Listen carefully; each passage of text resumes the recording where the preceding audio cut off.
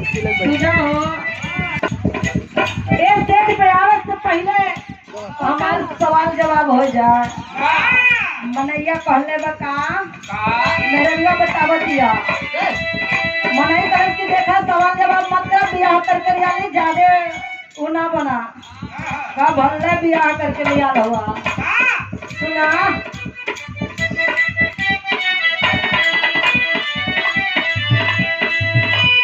भले शादी करके लैला टच नहीं करे दे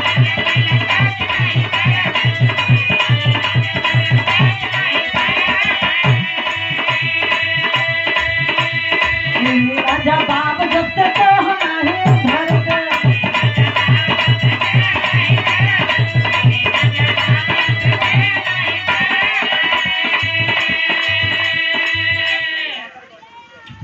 आप माननीय सम्मानित भैया सुधाकर भैया उपराउट की धरती साहब की तरफ से अमूल्य पुरस्कार सादर प्रणाम है आशीर्वाद के कंठा सभी लोग से भले शादी करके लैला टच नहीं करे दे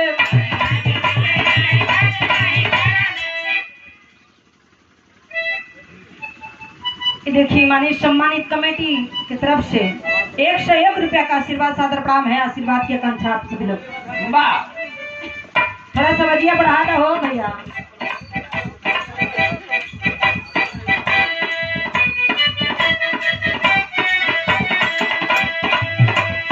भले शादी करके लैला टच नहीं करे दे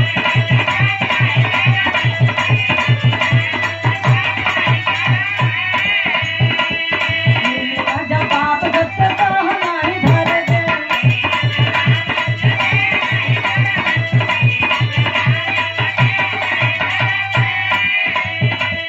कितना दिन ले चलैबा ई वारंटी लिख देबा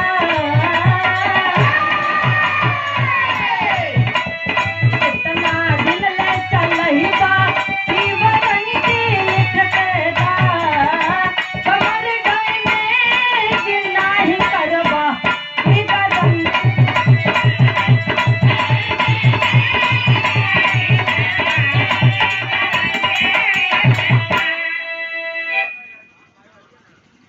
आप बाबूजी कन्हैया लाल यादव समाजवादी पार्टी की तरफ से बाबूजी की तरफ से 21 रुपया आशीर्वाद सादर प्रणाम बा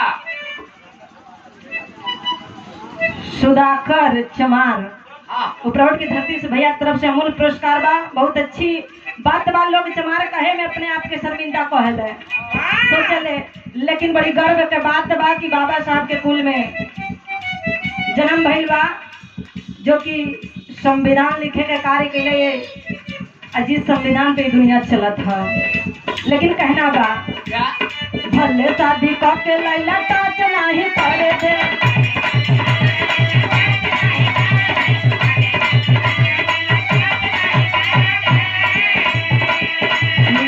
जवाब जब तक नहीं धरे दे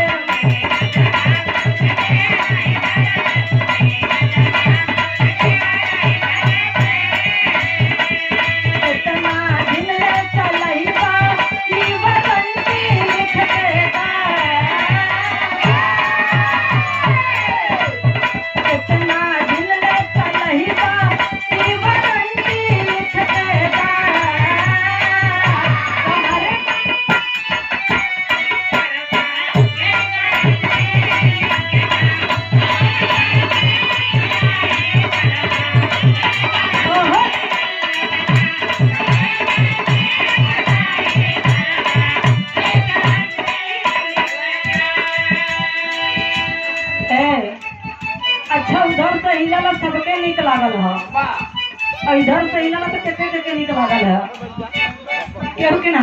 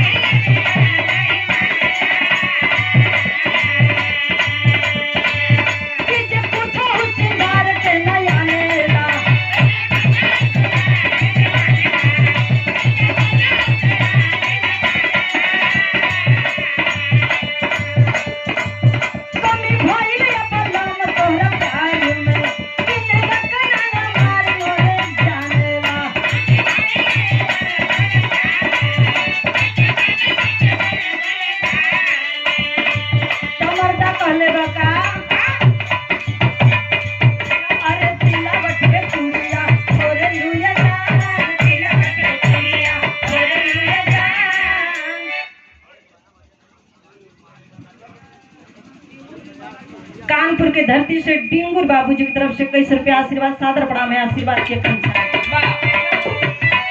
सिलावट के चूड़िया ओरे लुया जान, सिलावट के चूड़िया ओरे लुया जान, तयपना